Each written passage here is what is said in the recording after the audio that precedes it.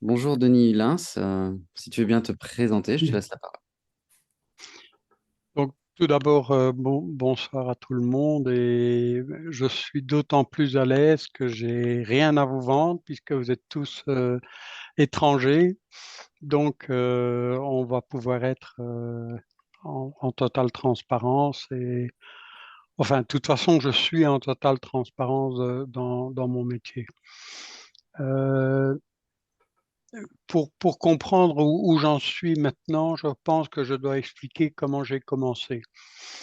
En 2016, j'étais au bord du burn-out. J'étais employé dans un bureau de courtage. Je sais qu'en France, vous n'avez pas beaucoup de bureaux de courtage, vous avez beaucoup des agents généraux. Euh, mais un bureau de courtage, la seule chose qu'il y a, c'est que ça travaille, c'est un bureau qui travaille avec plusieurs compagnies. Euh, Donc, j'étais employé avec mon associé depuis 15 ans dans un gros bureau à Bruxelles. Et donc, moi, j'en pouvais plus. J'en pouvais plus du manque de transparence, du manque d'humanité, de convivialité, de disponibilité. Et avec mon jeune associé, parce qu'il a 40 ans, on a imaginé de fonctionner tout à fait autrement. Alors, ça a commencé par, normalement, tout le monde ne le sait pas, mais enfin, je vais vous le dire, comment un courtier ou un agent d'ailleurs, ou même un employé est rémunéré, mais c'est à la commission. Commission payée par les compagnies de manière tout à fait occulte. Personne ne sait quel est le taux de commission payé. Mais d'ailleurs, je pense que si ça se savait, ce serait une petite révolution parce qu'il n'y a pas un entrepreneur qui peut se permettre de demander un taux pareil. Et donc, d'entrée de jeu, on s'est dit, ben, on va changer ça. Oui, d'autant plus que effectivement, moi, je suis censé défendre mes clients et c'est le fournisseur qui me paye des commissions. C'est une aberration. Et je pense que le malentendu en assurance vient de la manière dont on est rémunéré, clairement. Parce que ben, on nous prête l'objectif de vendre un maximum de contrats et un maximum de primes pour se faire un maximum de commissions.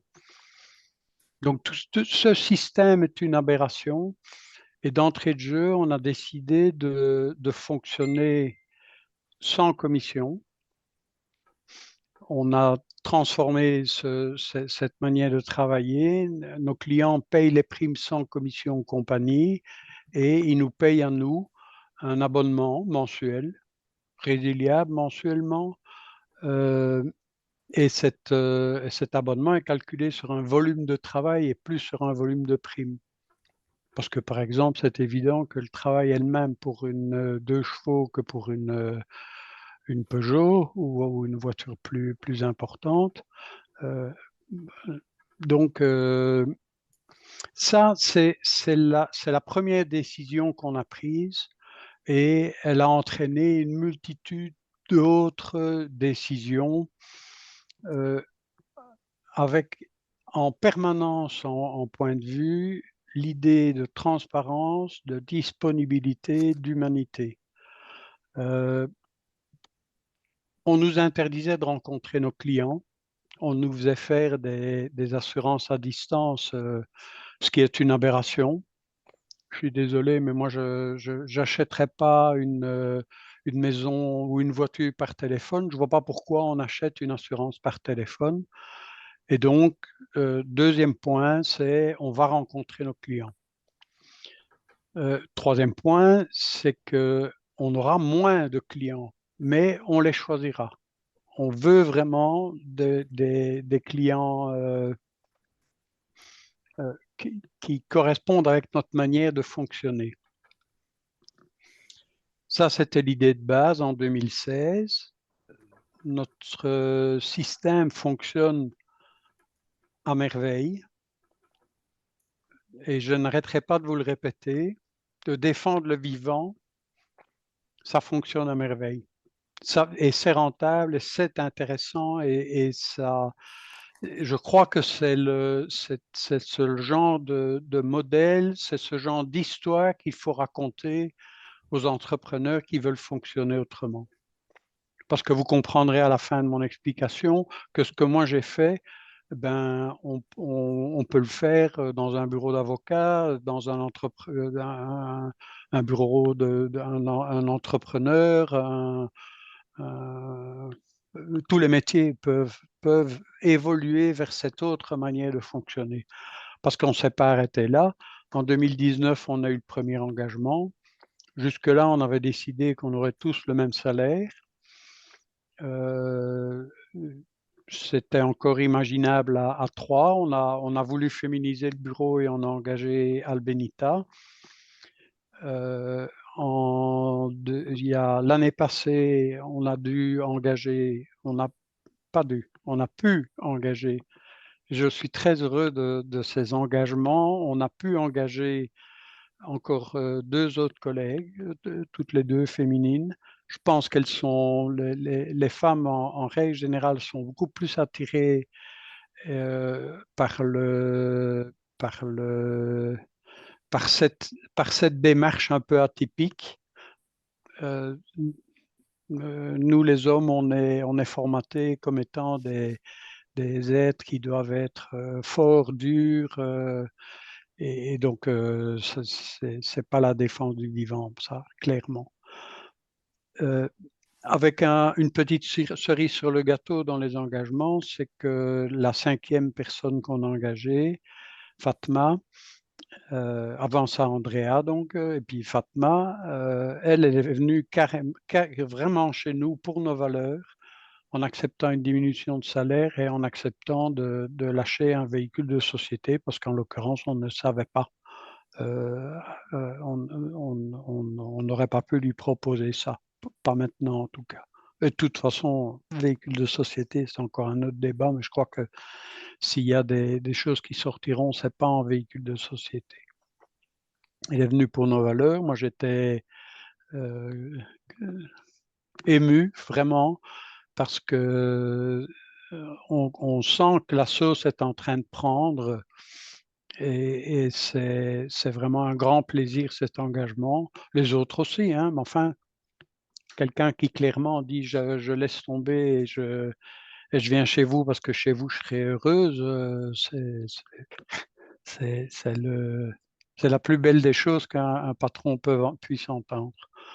Et donc, je vous parlais du salaire. On s'est rendu compte que c'était pas possible qu'on ait tous le même salaire. Et donc, puisqu'on est totalement transparent dans notre comptabilité, dans la vision qu'on a, même économique de la boîte, euh, ça n'a pas été compliqué de dire, eh ben voilà l'enveloppe, et on va à 5 négocier nos 5 salaires. C'est posé, ça a duré 3 mois, hein, et c'est pas simple. Et parce qu'on n'est pas prêt à ça, parce on n'est pas prêt à une telle transparence. On ne dit pas facilement son salaire. C'est assez sidérant que l'argent qu'on rentre ou qu'on sort d'une entreprise soit tellement tabou. Enfin, au bout de 3 mois, on y est arrivé, mais c'est posé plein de questions. C'est quoi un salaire? Est-ce que c'est le résultat d'un travail? Est-ce que c'est est-ce que c'est mérité? Est-ce que c'est l'ancienneté qui doit être énumérée? Quid homme-femme, etc. Bon, on n'a pas de différence de salaire énorme. On va de c'est moi qui ai le plus petit salaire puisque j'ai le moins de besoins. Donc, moi, je suis à 1000, à 2000, j'habite dans un village, hein, mais je suis à 2100 et Fatma est à 2500. Donc, les salaires sont pas fort différents. Mais s'est posé aussi la question, donc ben, moi j'ai dit j'ai plus d'enfants, j'ai plus vraiment de charge, je fais du vélo comme Emmanuel, euh, j'ai plus de voiture, je n'en veux plus, je les donne à ma fille, elle me la prête quand j'en ai vraiment besoin, mais voilà, c'est comme un véhicule partagé. Donc, on a tous réussi à trouver un équilibre et une manière assez simple de définir les besoins que nous avions. Euh, Évidemment, tout ce que je vous dis là, moi, je l'ai écrit, je l'ai lu dans certains bouquins, mais on ne savait pas du tout où on allait quand on a imaginé tout ça. Je ne savais même pas comment on peut négocier un salaire. On a tout écrit et c'est bien agréable parce que en équipe,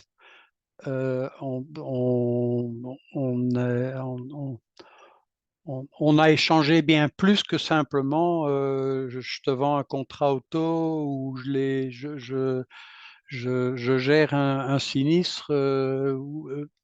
On a échangé à ce moment-là sur nos enfants, sur nos attentes, nos, nos, nos plaisirs, nos besoins. Ce sont des échanges évidemment assez riches. Pour pouvoir les faire convenablement, on a suivi tous ensemble des formations en communication non violente, entre autres, en conduite de réunion, parce que je ne savais pas conduire une réunion il y a 7 ans. Je ne sais toujours pas si je sais le faire convenablement, mais enfin, je fais de mon mieux.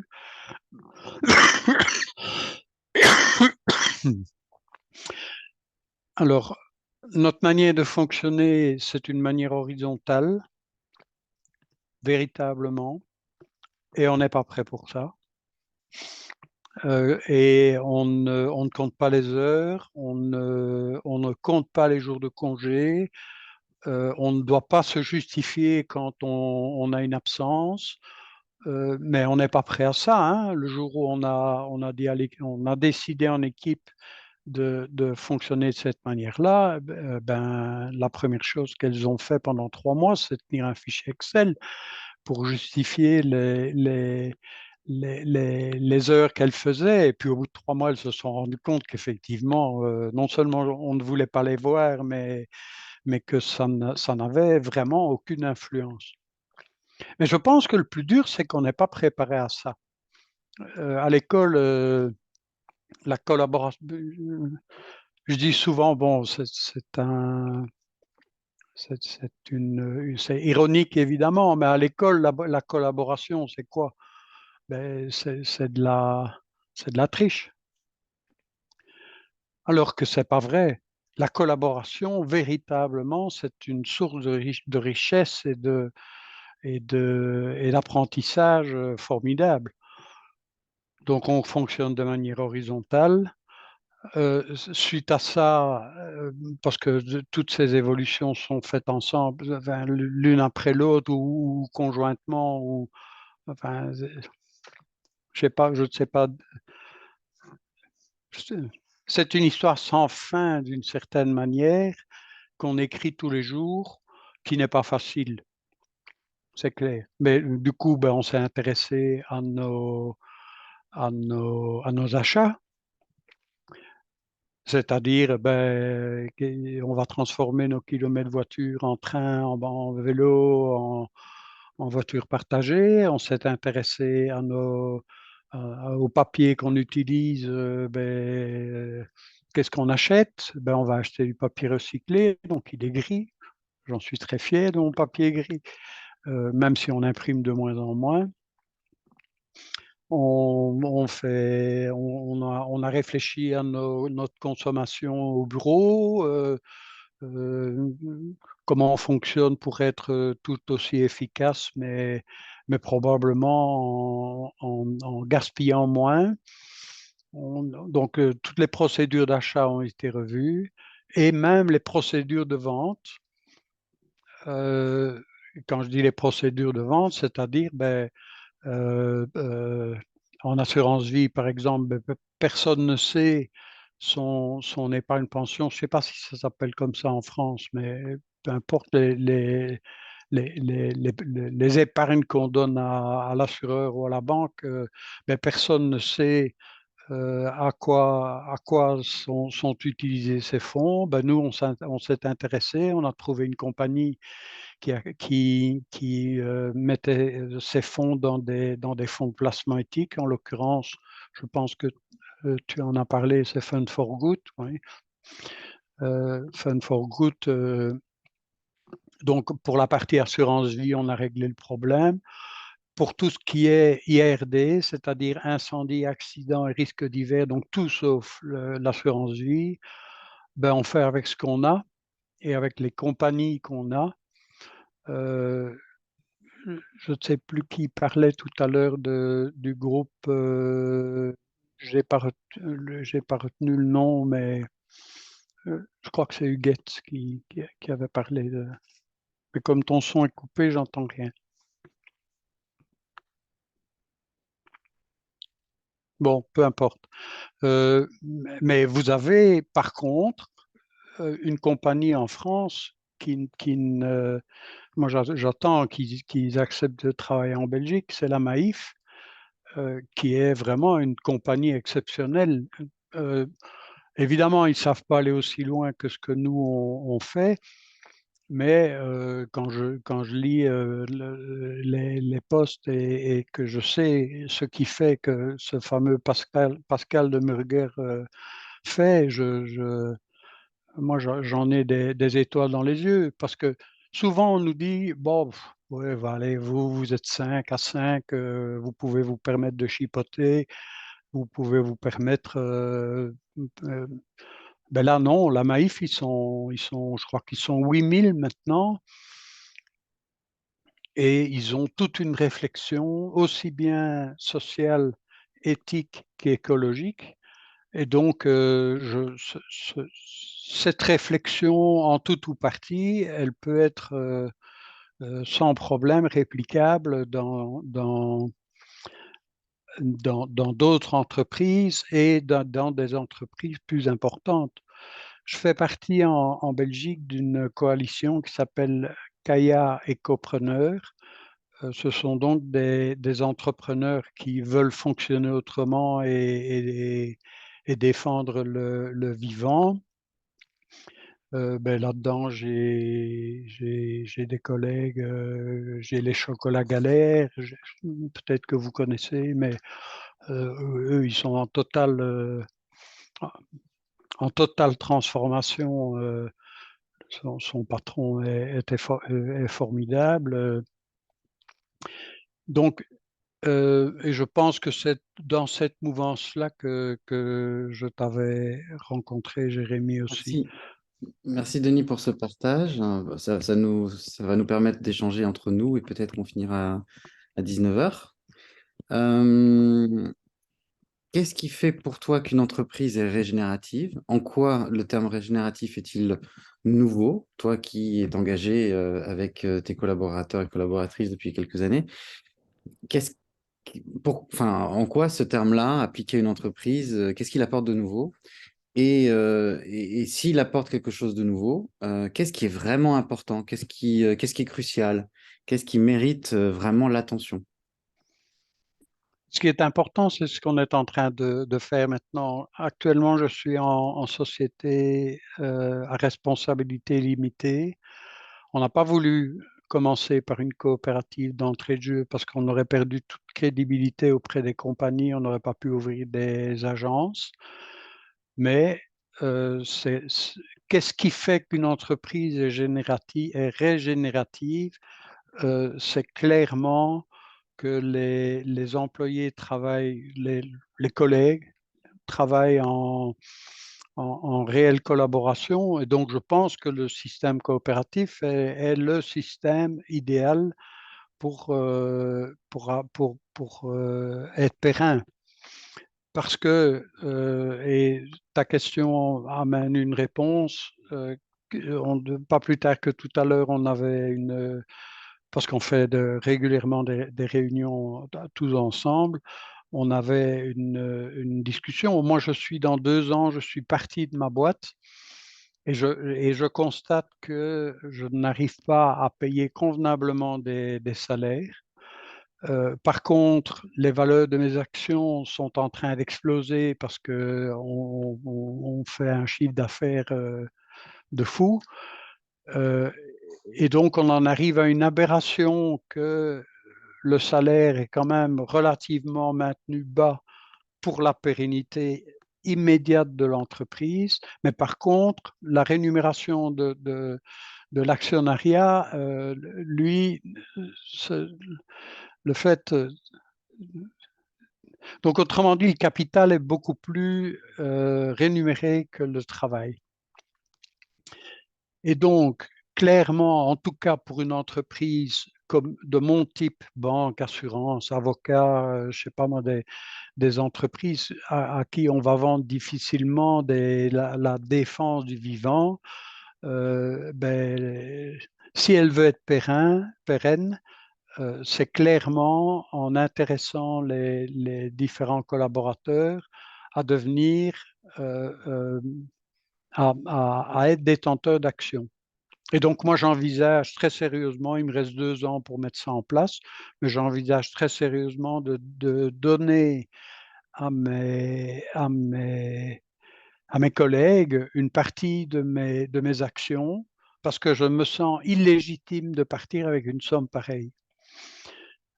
Et de toute façon, en l'occurrence, je ne sais pas ce que je ferai avec cet argent-là, donc ça ne m'intéresse même pas.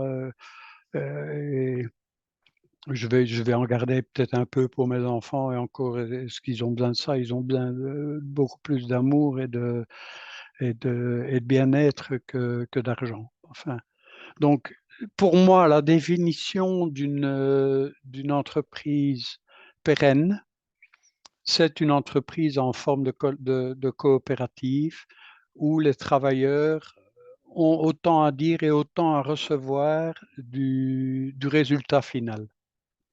Merci beaucoup. Tu as une question de Georges et peut-être on peut rentrer dans un espèce de débat où chacun peut apporter une pierre à cette réflexion.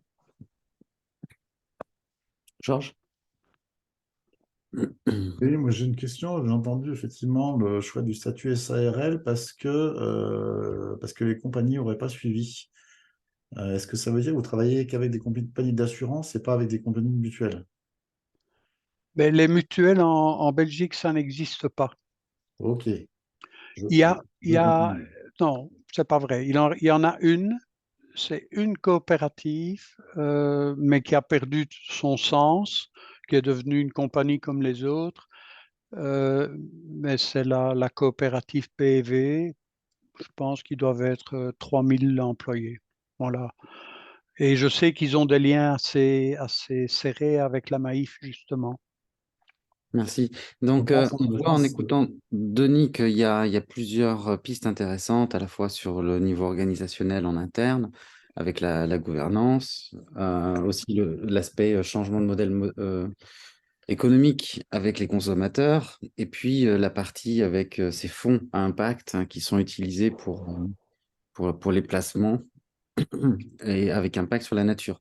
Donc, on voit qu'il y a plusieurs éléments qui se dégagent. Et qu'est-ce qu'on en pense? Qu'est-ce que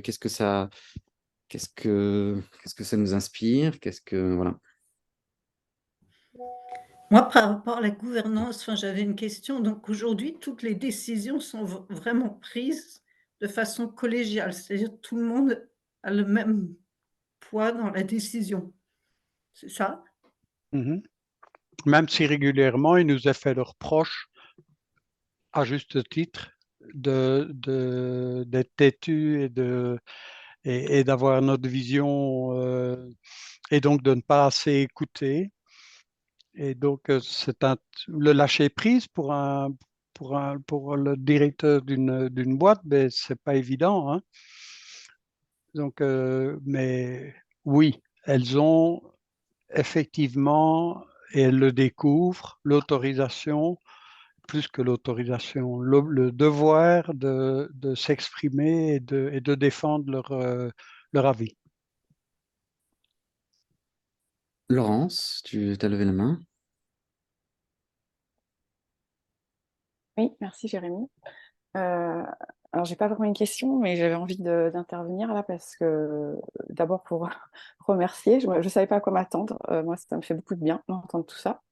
En plus, bah, ça tombe, j'allais dire à pic. Je viens de finir un livre, alors qui n'est pas nouveau, hein, mais le livre de Frédéric Laloux, Reinventing Organization. Donc là, j'ai eu l'impression d'avoir vraiment un exemple concret de ce que je viens de lire. Donc avec les entreprises, les organisations opales. Et, euh, et, et j'ai l'impression que c'est ça que vous avez mis en place, Denis, euh, avec votre, votre compagnie. Et je me demande, en fait, enfin, j'aimerais reposer quand même la question que Jérémy vous a posée. Comme j'ai un peu du mal parce que, avec le mot régénératif, du coup, qu'est-ce que vous voyez comme régénératif dans... Vous avez dit la collaboration, mais moi, voilà, j'ai ce mouvement. Moi, quand j'ai régénératif, il y a quelque chose qui renaît et voilà. Qu'est-ce que vous voyez de régénératif dans votre entreprise, dans votre façon de fonctionner, mis à part la collaboration, donc, que vous avez mentionné? Merci. C'est clair qu'un agriculteur va avoir un système qui est beaucoup plus simple à comprendre s'il dit qu'il est régénératif, tandis qu'un assureur, moi, je peux moins travailler sur la nature et sur l'écologie. Je ne peux travailler que sur les humains puisque je ne travaille qu'avec des humains. C'est mon... je travaille pas des arbres, je fais pas de culture, je ne produis rien. Donc, pour moi, le régénératif, c'est clairement la défense de l'humain, la défense du vivant humain. Donc, rendre les gens heureux au boulot, c'était ça mon rêve, en fait. Euh, donc, et euh, c'est clair que il faut que toutes les entreprises réagissent, mais c'est quand même beaucoup plus simple pour quelqu'un qui produit des produits laitiers, du beurre ou, ou de la salade, d'être sensibilisé à la défense du vivant. Après, il y a quand même... Mais ça va être, pour moi, du pipi de chat par rapport à ce que les banques et les assurances pourraient faire. Hein. Ah, parce qu'il y a Funds Euh, for Good que tu utilises. Moi, j'ai quand même l'impression qu'une banque ou une assurance, par rapport aux produits qu'ils vendent et leur impact sur l'environnement ou la société, quand même, il y a une énorme marge de manœuvre là-bas, non? mais c'est clair. Évidemment, moi, je suis beaucoup plus dans le collaboratif, donc j'attire des projets collaboratifs. Je ne sais pas si le terme est le même en France, mais nous, ça commence vraiment à se développer assez fort, ce sont des tiers-lieux, c'est-à-dire des lieux qui sont occupés et puis se rassemblent dedans toutes sortes de métiers et on se met ensemble et on essaye de... Donc, chez nous, le terme, c'est tiers-lieu. Il y a 7 ans, quand j'ai présenté notre tiers-lieu, puisqu'on on loue une ancienne menuiserie, et on a commencé à 9, et maintenant on est 40 artistes, artisans, toutes sortes de petits métiers, et qu'on présente ça à un assureur, même l'assureur qui se dit durable, il va me refuser le risque en me disant, de toute façon, vous êtes des rêveurs, vous n'avez aucune réflexion au niveau de la sécurité, mais qu'est-ce que vous faites? Vous mettez un menuisier à côté d'un ferronnier, ben vous allez me foutre le feu là-dedans. Donc, Par rapport à ma question sur les fonds à impact, est-ce qu'un assureur ou une banque n'ont pas un énorme lien avec la ouais, nature à travers les fonds ouais, qu'ils choisissent? oui, encore faut-il qu'ils veuillent le faire. Hmm. Et donc, comment on le fait alors? Ben, moi, je ne vais pas changer le monde, hein. je ne vends que ce qu'il y a sur le marché. Le jour où j'ai une compagnie qui dit, ben nous, en auto, pour réparer, on ne va plus le faire avec des pièces neuves, mais avec des pièces d'occasion et on va faire de la récupération, ben je saute sur cette compagnie-là. D'autant plus que cette compagnie va, j'en suis certain, faire plus de bénéfices grâce à ça, en plus. Donc, je donne cet exemple-là parce que la Maïf l'a mis en place en France et je pense que c'est une réflexion aussi bien économique que écologique. Écologique, on le comprend, mais économique, personne ne- Oui, on gagne de l'argent enfin, on économise de l'argent avec des pièces qui sont pas neuves, oui, c'est sûr. ben voilà. Très bien, je crois qu'il y a Georges et Franck qui veulent prendre la parole. Donc d'abord Georges, qui avait levé la main avant.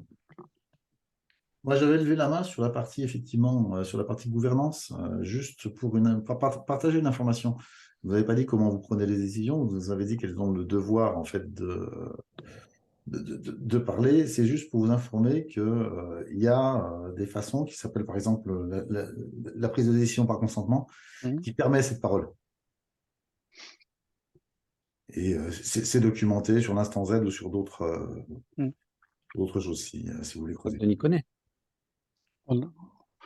On a suivi, j'ai pas été formé à l'école ni même on a suivi différentes formations de conduite de réunion et effectivement le consentement mutuel, on essaye de le faire au mieux. On devrait encore affiner notre travail, mais merci de l'info, mais oui. C'était important pour moi. Et puis, Franck, l'autre point, donc, c'est effectivement du point de vue banque-assurance. Qu'est-ce qu'on fait? Ben, puisqu'on n'est ni banquier ni assureur, on est client des banques et des assureurs, donc on choisit nos banques. ok, donc le pouvoir au consommateur. Ah, mais c'est clair, hein? On vote tous les jours par nos achats et ça, c'est un vote utile. Maintenant, je crois qu'on est malheureusement encore une minorité à s'en rendre compte, mais oui, on a quand même réussi. En privé, évidemment, ça ne me pose pas de problème, mais dans mon entreprise, ben, ma banque, c'est Triodos. Je ne sais pas si vous la connaissez, mais c'est une banque qui a une autre manière de voir les choses. On a participé à la création Newbie, qui est une banque coopérative. On a créé un fonds de placement qui nous est propre, qui s'appelle Citizen Fund. C'est un fonds de placement citoyen et éthique. Et donc, nous, dans nos choix d'achat, c'est clair que il y a des choses à faire. Et j'ai oublié de le dire, mais je ne sais pas si je l'ai dit, mais en tout cas, je le répète parce que je crois que c'est important. Nous, maintenant, on en arrive au point de choisir nos clients. Et je suis très fier de dire que je n'ai pas d'SUV dans mes assurés. Et le jour où j'ai un client qui me présente un SUV, je lui demanderai d'aller s'assurer ailleurs. Clairement, parce que c'est insupportable. Je pense qu'il nous reste 2 piscines dans nos clients. Mais on a été mis devant le fait accompli et puis voilà, mais bon. Donc nous choisissons nos clients aussi en disant, eh ben non, ils n'ont pas le droit d'avoir notre beau service humain si eux ne le sont pas. Donc, Merci.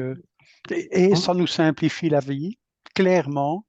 Depuis qu'on a dû faire le petit nettoyage qu'on avait décidé de faire, on s'est simplifié la vie parce que bon là je suis enregistré donc je vais être tempéré,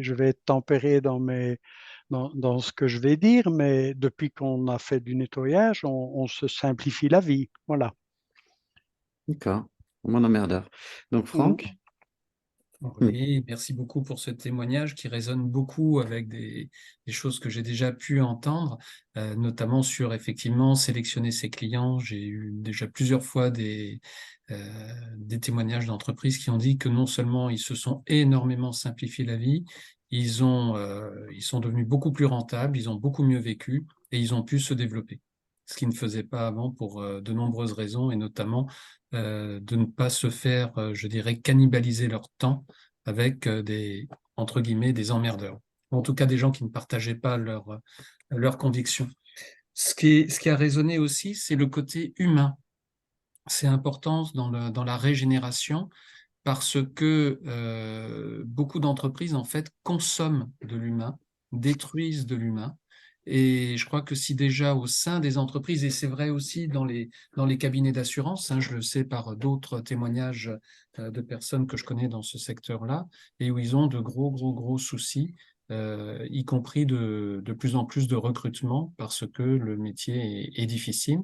Donc déjà, cette partie-là humaine me semble importante. Et c'est peut-être aussi un message que vous envoyez à un grand nombre d'entreprises qui se plaignent de ne pas pouvoir recruter et en disant, bah voilà, j'ai des personnes qui me rejoignent sur mes valeurs et non plus simplement sur mon métier.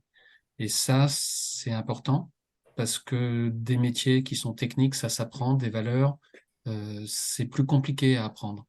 Et en revanche, c'est beaucoup plus motivant, c'est beaucoup plus puissant pour rester et fidéliser ses salariés. J'ai deux questions. La première, ça rejoint un petit peu ce que disait Jérémy et quelques questions que vous avez déjà eues. C'est quelle est l'évolution que vous voyez, puisque vous-même vous êtes intermédiaire. Donc, de ce que j'ai compris, vous ne produisez pas vous-même de produits assurantiels. Est-ce que vous voyez parmi les compagnies, et notamment les grandes compagnies internationales, je ne parle pas de la France qui avec les mutuelles a vraiment un régime spécifique, mais les compagnies internationales, est-ce que vous voyez une évolution sur les offres qu'elles proposent et qui vont dans un sens de plus de régénération? Ça, c'est ma première question. Et la deuxième, c'est comment vous communiquez vis-à-vis de vos clients, comment vous vous faites connaître et qu'est-ce qui fait que justement ils vous choisissent? Est-ce que c'est uniquement une question de prix? J'imagine que non, évidemment. La question est un peu biaisée. Voilà, merci.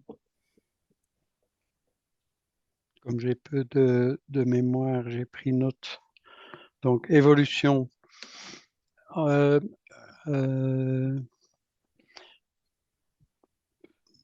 Je ne peux pas dire qu'on voit de grosses évolutions dans les compagnies d'assurance, sauf celles que j'ai citées, la Maïf. Évidemment, ils s'y mettent tous à assurer des vélos et avoir des produits intéressants. Je ne pense pas que là, je change énormément, mais j'ai quand même à ce niveau-là deux choses à dire.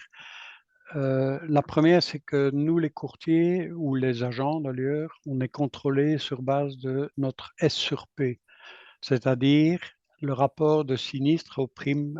Autrement dit, de manière plus simple, j'amène 1000 euros de prime et 500 euros de sinistre, ben, je suis bon. Si j'amène 1500 euros de sinistre, je suis mauvais. Et donc les compagnies, maintenant, puisqu'il y a un recul de 7 ans, commencent à se rendre compte que nous avons un excellent S sur P, que vous comprendrez parce que vous êtes tous acquis à la cause. C'est certain que je dirais des gens comme nous, ou en tout cas des gens qui sont sensibles au vivant, eh ben, ils feront attention. Ils auront moins de comportements risqués. Comme ils respectent les autres, ben, ils vont probablement être un peu plus respectés aussi. Donc, on fait pas mal d'anticipation puisqu'on rencontre nos clients. Donc, on peut déjà dire attention, là, la porte, c'est. Donc, il y a plein de raisons pour lesquelles on a un excellent S sur P, mais les compagnies commencent à se poser des questions du pourquoi. Parce que normalement, un jeune bureau d'assurance, ben, il prend tout ce qui vient et le plus souvent, il prend les mauvais risques qui ne sont pas pris ailleurs. Et donc, normalement, déjà, un bureau de courtage, il a un très mauvais SURP. Donc, les compagnies commencent à s'interroger quant à la manière dont on procède, parce que évidemment, ça les intéresse. Donc, on est en train de faire savoir que le monde collaboratif est un monde rentable au niveau assurance, et réfléchi. Donc, comprenant ça et poussé dans le dos par certaines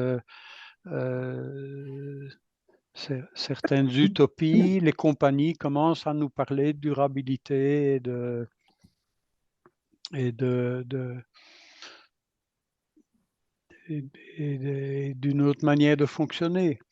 Ça, et puis la dernière personne qu'on a engagée, on a fait, avec son accord, énormément de bruit autour. Et comme vous le disiez tout à l'heure, les compagnies et les courtiers, les agents généraux ont de plus en plus de difficultés de trouver du personnel. Eh bien, ils se posent la question, pourquoi chez nous, on se presse au portillon quand on a une place à prendre, hein.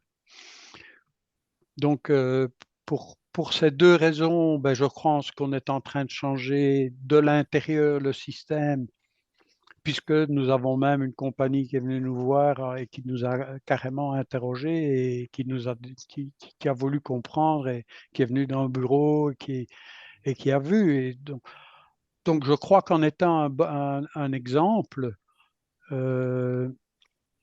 on peut faire évoluer les choses. Mais des mastodontes pareils, c'est quasiment impossible.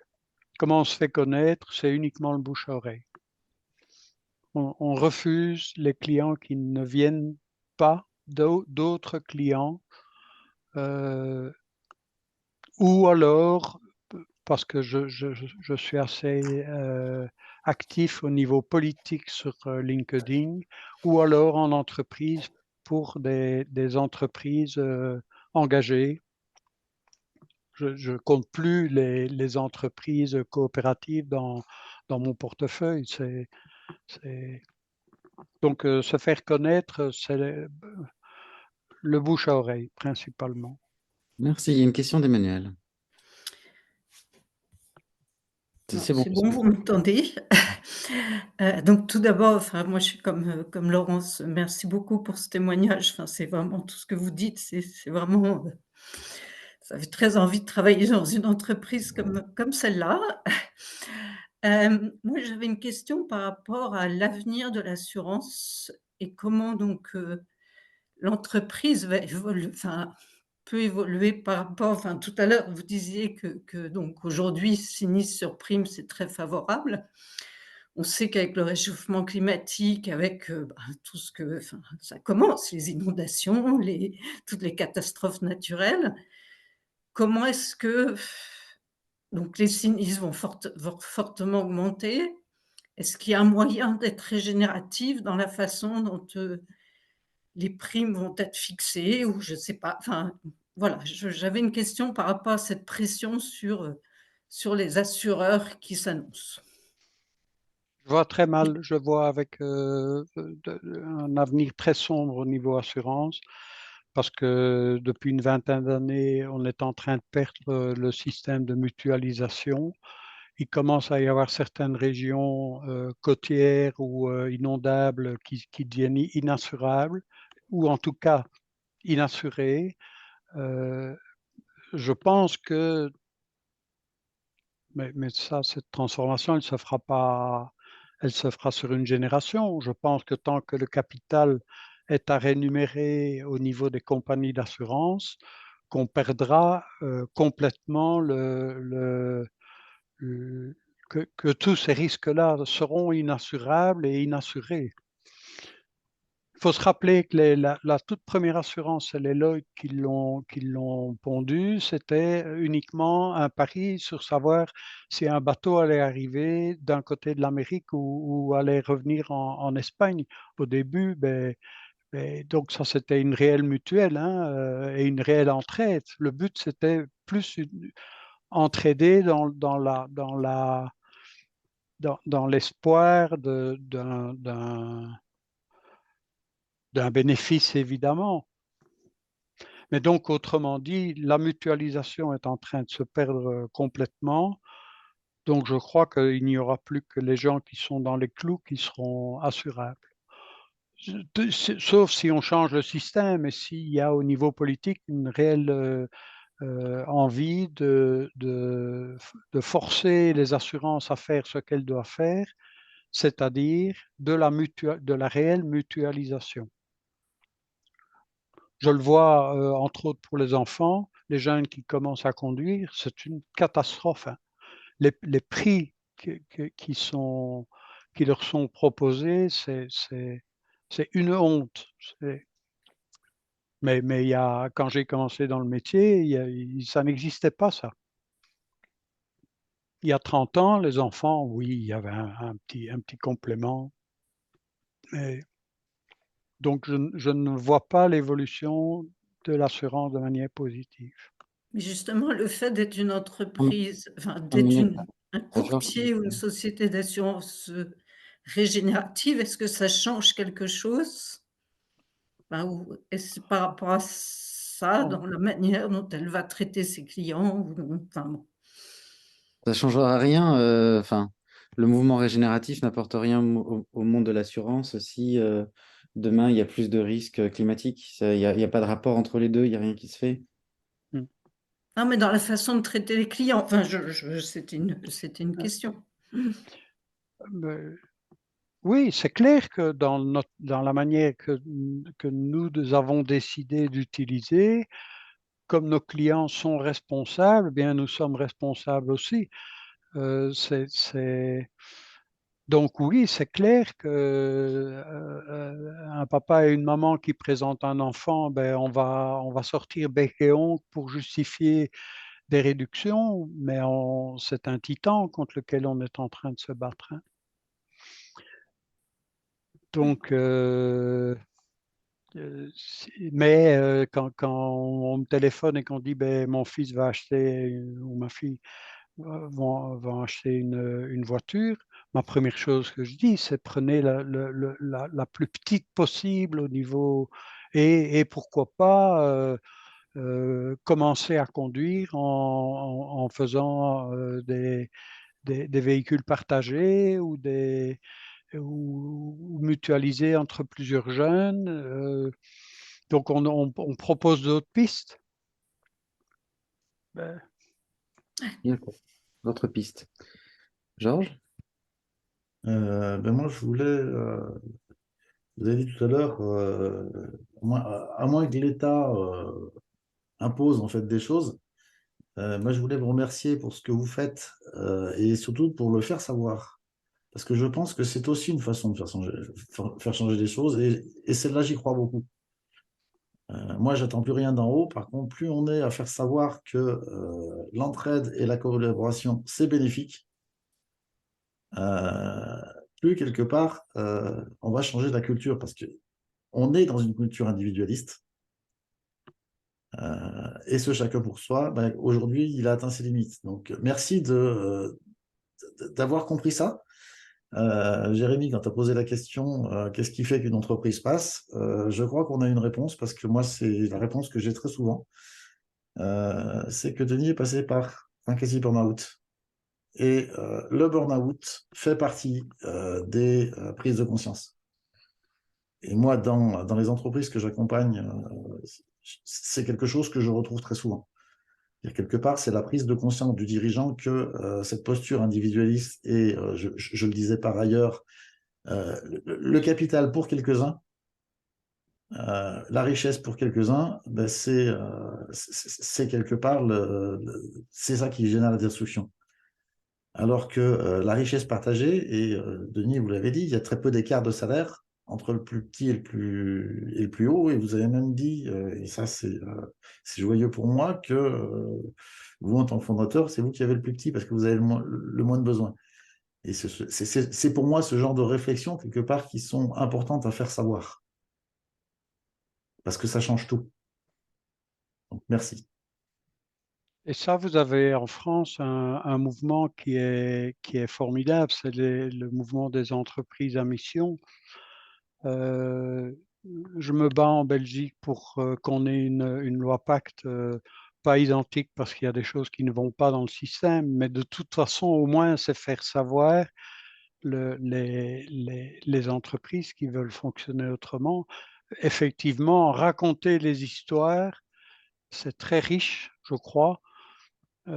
Parce que s'il faut. Et ça, je vais vous renvoyer vers une interview que vous avez peut-être entendue. C'est Christopher Guérin. Ça vaut vraiment la peine de retrouver une vidéo qu'il donne. Il est le directeur d'une boîte cotée. Hein, donc, je l'ai entendu pendant 1 heure, c'est sur Pink. Je ne sais pas si vous connaissez. Pendant 1 heure, il explique ce qu'il a fait, mais là, lui, il ne parle même pas. Il est de la taille de. Quand il se déplace, c'est pour 10 entreprises dans une région, donc il a un levier de décision énorme. Et je me rends compte qu'effectivement, laisser parler des gens comme ça qui disent qui racontent une belle histoire, une belle réussite, ça vaut de l'or et ça ne peut être que positif pour la défense du vivant et notre futur. Donc moi je le fais, mais à mon tout petit niveau. Merci, Laurence. Oui, merci. À propos de raconter des histoires, moi, je voudrais savoir si... moi, j'essaye d'être assez active sur LinkedIn aussi, donc, mais en suédois, donc, puisque je vis en Suède. J'aimerais savoir si c'est OK de raconter... j'ai pris des notes pendant que vous parliez, Denis. Si c'est OK de raconter des choses que j'ai entendues et de vous citer. Voilà, de mettre Ah votre oui, nom. oui, sans D'accord. problème. Ah oui, Merci. oui, oui. Et surtout sur LinkedIn, parce que c'est là, Bah oui. LinkedIn est un levier de pression faramineux. Hein. Et oui. Je vois certains directeurs de compagnies d'assurance qui commencent à liker les posts que je mets. Donc oui, et je pense que vous avez bien compris que ce n'est pas du tout une démarche commerciale. Maintenant, si ça vient, ça vient, mais je m'en fous en fait. C'est pas le but. Mais sans problème, on peut. Et je pense que nous, en tant que conscients de l'importance des enjeux, c'est un travail à faire sur LinkedIn pour empêcher cette frénésie de résultats et de... Oui, voilà.